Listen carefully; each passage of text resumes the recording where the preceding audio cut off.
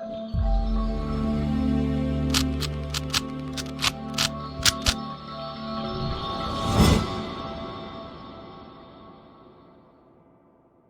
The Lord, hallelujah. एक बार फिर से मैं परमेश्वर का धन्यवाद करता हूं और आप सबका स्वागत करता हूं इस प्रभु के वचन के अध्ययन में। हम लोग प्रभु का वचन देखेंगे, गलातियों की पत्री उसका 4 अध्याय 21 से 23 वचन तक और फिर 28 और 29 वचन तक में भी देखेंगे। तुम जो व्यवस्था के अधीन होना चाहते हो, मुझे बताओ, क्या तुम व्यवस्था की नहीं सुनते? यह लिखा है कि अब्राहम के 2 पुत्र हुए, एक दासी से और एक स्वतंत्र स्त्री से। परंतु जो दासी से हुआ वो शारीरिक रीत से जन्मा, और जो स्वतंत्र स्त्री से हुआ वो प्रतिज्ञा के अनुसार जन्मा। 28। हे भाइयों, हम इसहाक के समान प्रतिज्ञा की संतान हैं, और जैसा उस समय शरीर के अनुसार जन्मा हुआ आत्मा के अनुसार जन्मे हुए को सताता था, वैसा ही अब भी होता है। परमेश्वर इस वचन के द्वारा हमें आशीष दे। मेरे प्रियो, जो विषय वस्तु अर्थात टॉपिक मैं इस वचन से ले रहा हूं वो है अब्राहम के 2 पुत्रों से आत्मिक सच्चाई। हम आज सीखेंगे कि अब्राहम के जो 2 पुत्र थे, इस्माइल और इसहाक, उनमें क्या आत्मिक सच्चाई पौलुस लेकर के आ रहा है। यहां पर पौलुस अलेगोरी के रूप में इसको परिभाषित करता है, बताता है।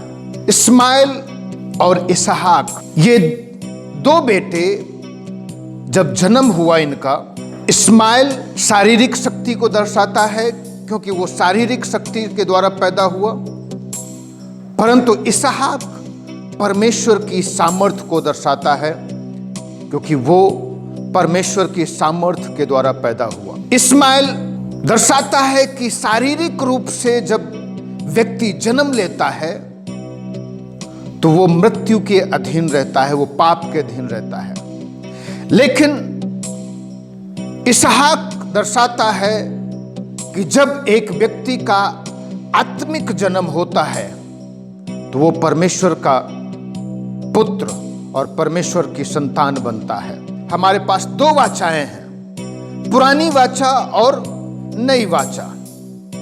पुरानी वाचा में जो चीजें पाई जाती हैं, पहली चीज है व्यवस्था, दूसरा है हाजिरा जो दासी है, और तीसरी चीज है पुरानी व्यवस्था में इस्माइल जो कि शरीर के द्वारा पैदा हुआ, और चौथी चीज है पुरानी व्यवस्था में वो है पृथ्वी का यरूशलेम, जो पृथ्वी में पाया जाता है, जो बंधन और बंधुआई में है, अर्थात गुलामी में है। लेकिन नई वाचा जिसमें अनुग्रह है, जो सारा जो एक स्वतंत्र स्त्री है उसको दर्शाता है, और इसहाक जो कि परमेश्वर की सामर्थ्य के द्वारा चमत्कारिक रूप से जब सारा बूढ़ी थी उस समय वो गर्भ में आया, और वो स्वर्गीय यरूशलेम को बताता है जो स्वतंत्र है।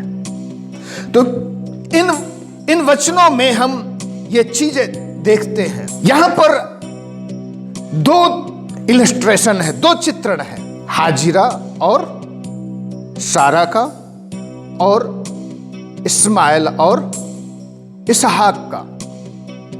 लेकिन आज हम इस्माइल और इसहाक का चित्रण देखेंगे कि किस प्रकार से इसहाक विश्वासियों का चित्रण करता है। उन स्त्रियों के विषय में अगली बार हम देखेंगे, लेकिन आज हम इसहाक और इस्माइल का विषय में देखेंगे। चूंकि इस्माइल शारीरिक रूप से पैदा हुआ और इसहाक आत्मिक रूप से पैदा हुआ, यहां पर भिन्न चीजें हम देख सकते हैं। इसहाक के विषय में कि इसहाक किस तरीके से वो चित्रण करता है। पहला जो चित्रण है इसहाक का, वो परमेश्वर की सामर्थ्य के द्वारा पैदा हुआ है, परमेश्वर की आत्मा के द्वारा पैदा हुआ है। जब हम 4 अध्याय का 29 वचन देखते हैं, यहां पर लिखा है, और जैसा उस समय शरीर के अनुसार जन्मा हुआ आत्मा के अनुसार जन्मे हुए को सताता था। तो इसहाक का जन्म आत्मा के अनुसार जन्म हुआ। उसी प्रकार से ये विश्वासियों का चित्रण करता है। जो विश्वासी लोग हैं वो आत्मा के द्वारा उनका जन्म हुआ है। जब हम प्रभु का वचन पढ़ते हैं, यूहन्ना रचित सुसमाचार उसका 3 अध्याय का 1 से 7 वचन, ये पवित्र आत्मा है जो लोगों के जीवन को बदलता है, ट्रांसफॉर्म करता है। और ये पवित्र आत्मा है जो लोगों के जीवन को परिवर्तित करता है, लोगों को कायल करता है। यूहन्ना रचित सुसमाचार 16 अध्याय उसका 8 वचन बताता है, वो आकर संसार को पाप, धार्मिकता और न्याय के विषय में निरुत्तर करेगा। तो पवित्र आत्मा जो जब लोगों के ऊपर आता है तो सबसे पहला काम करता है, वो एक व्यक्ति को कायल करता है। जब हम पत्रस के संदेश को पढ़ते हैं प्रेरितों के काम 2 अध्याय में, तो वहां पर लिखा है, सुनने वालों के हृदय छिद गए। तो ये पवित्र आत्मा जब किसी पर आता है तो सबसे पहला काम एक पापी को कायल करता है और उसे मन फिराने के लिए प्रेरित करता है। तो विश्वासी लोग पवित्र आत्मा की सामर्थ्य के द्वारा पैदा हुए। इसहाक के विषय में लिखा है, इसहाक परमेश्वर की सामर्थ्य के द्वारा अब्राहम से पैदा हुआ है। अब्राहम जो कि विश्वास को दर्शाता है, गलातियों 3 अध्याय के 9 वचन में यहां पर लिखा है, इसलिए जो विश्वास करने वाले हैं वे विश्वासी अब्राहम के साथ आशीष पाते हैं। तो चूंकि अब्राहम विश्वास के द्वारा धर्मी ठहरा था, वो ये बात दिखाता है कि इसहाक विश्वास के द्वारा पैदा हुआ। लेकिन सारा जो दिखाती है वो है अनुग्रह। विश्वासी लोग अनुग्रह से ही विश्वास के द्वारा बचाए जाते हैं। कर्मों से हम लोगों का उद्धार नहीं होता है मेरे, परंतु हम लोगों का जो उद्धार है वो विश्वास के द्वारा अनुग्रह से होता है। जब हम इफिसियों की पत्री पढ़ते हैं 2 अध्याय का 8 और 9 वचन, वहां पर लिखा है, विश्वास के द्वारा अनुग्रह ही से तुम्हारा उद्धार हुआ है, और यह तुम्हारी ओर से नहीं परंतु परमेश्वर का दान है, और ना कर्मों के कारण, ऐसा ना हो कि कोई घमंड करे। दूसरी चीज जो मैं आपके साथ लाना चाहता हूं इसहाक के विषय में, इसहाक जब आता है तो वो लोगों के हृदय में मुस्कुराहट पैदा करता है। इसहाक शब्द का अर्थ है मुस्कुराहट, मुस्कान। तो जब भी विश्वास के द्वारा इसहाक का जन्म होता है तो वो लोगों के चेहरे में मुस्कान पैदा करता है। वो कभी भी लोगों के जीवन में ट्रबल अर्थात गड़बड़ी नहीं पैदा करता है, समस्या नहीं पैदा करता है इस्माइल। तो जब भी विश्वासी एक व्यक्ति उद्धार पाता है, पवित्र आत्मा के द्वारा जन्म होता है, तो वो लोगों के जीवन में आनंद और खुशहाली लेकर के आता है। प्रभु का वचन बताता है, जब एक व्यक्ति का उद्धार होता है तो स्वर्ग में स्वर्गदूत लोग आनंद मनाते हैं, वो खुशियां मनाते हैं। लेकिन इस पृथ्वी में वो कभी भी दूसरों के लिए गड़बड़ी और ट्रबल, घबराहट का कारण नहीं बनता है। परंतु जहां भी एक विश्वासी रहता है वो दूसरों के लिए आशीष का कारण बनता है, प्रभु का वचन बताता है तुम आशीष के लिए बुलाए गए हो, श्राप के लिए नहीं। क्या आप का जन्म नया जन्म हुआ है?